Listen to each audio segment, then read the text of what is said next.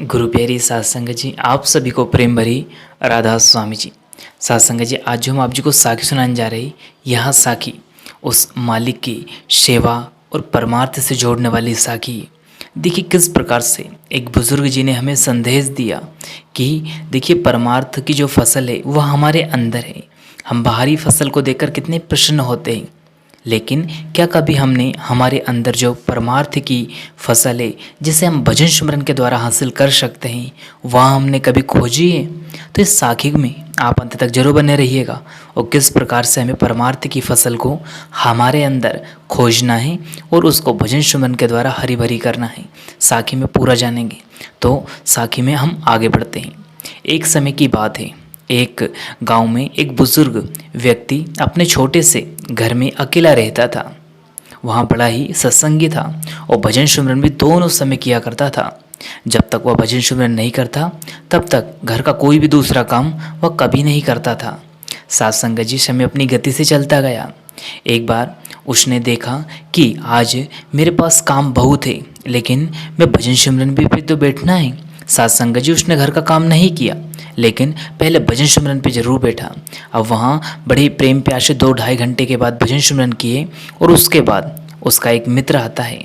वहाँ उनसे पूछता है कि क्यों भाई, कैसे हो? तो बुजुर्ग जी कहते हैं कि मैं बहुत ही अच्छा हूँ। सात संगत जी, उस भाई के पास अपना एक गुजारा करने के लिए खेत का छोटा सा हिस्सा था, वहाँ जिसमें वो अपने जीवन की ज़रूरतों को पूरा करने के लिए अनाज उगाता था। एक दिन उसने अपने खेत में जो फसल बोई थी, उस अनाज की फसल को देखकर वह बहुत ही मन ही मन में खुश हो रहा था। वह अपने मित्र को बताने लगा कि उसके खेत में अनाज की फसल बहुत अच्छी है। उसके मित्र ने उसे देखने के लिए उसके खेत जाने की सलाह दी, लेकिन जब वे वहाँ पहुँचे तो वे देखते हैं कि उसके खेत में तो अनाज की फसल बिल्कुल नहीं थी। उसके मित्र ने उससे पूछा कि वो कैसे कह सकते हैं कि आपके खेत में अनाज उगा हुआ है, जबकि वह खेत तो आपका जो है वह तो खाली पड़ा है। सात संगत जी, अगली कड़ी सुनकर आप हैरान हो जाओगे। तब वहाँ बूढ़ा व्यक्ति मुस्कुराते हुए बोला, मेरे वहाँ खेत जो देखे आपने, वहाँ अनाज नहीं परमार्थ की फसल लगाई है मैंने। और उसने उन्हें अपने जीवन के अनमोल सत्य का उपदेश भी दे दिया। उन्होंने क्या उपदेश दिया कि देखो भाई, अपने अंदर की खुशी, शांति और प्रेम को ही असल धन मानो, जो तुम्हें जीवन की सच्ची खुशियाँ और प्रसन्नता का एहसास कराएंगी। बाहरी जो फसल है, बाहरी जो धन दौलत है, रिश्ते हैं, यह आज नहीं तो कल दुख का कारण बनेंगे और हमें साथ छोड़कर चले जाएंगे। कभी कोई साथ जाने वाला नहीं है। लेकिन अंतर मन में जो नाम की कमाई करके जो हमने परमार्थ की फसल बोनी है, अगर उसकी हमने मेहनत कर ली और परमार्थ की फसल हमने अगर बोकर उसमें भजन सुमरन का पानी और मेहनत अगर लगा दी, तो वह परमार्थ की फसल एक दिन हरी भरी हो जाएगी और हमें उस सच्चे मालिक से मिला देगी।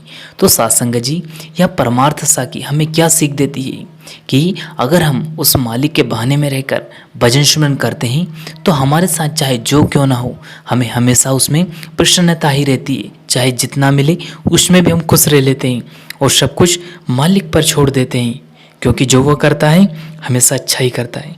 तो यह साखी आपको कैसी लगी, कमेंट बॉक्स में आप ज़रूर बताइएगा। और अगर साखी पसंद आई हो तो वीडियो को लाइक करके शेयर भी कर देना, ताकि आपको ऐसे ही वीडियो मिल सके जी।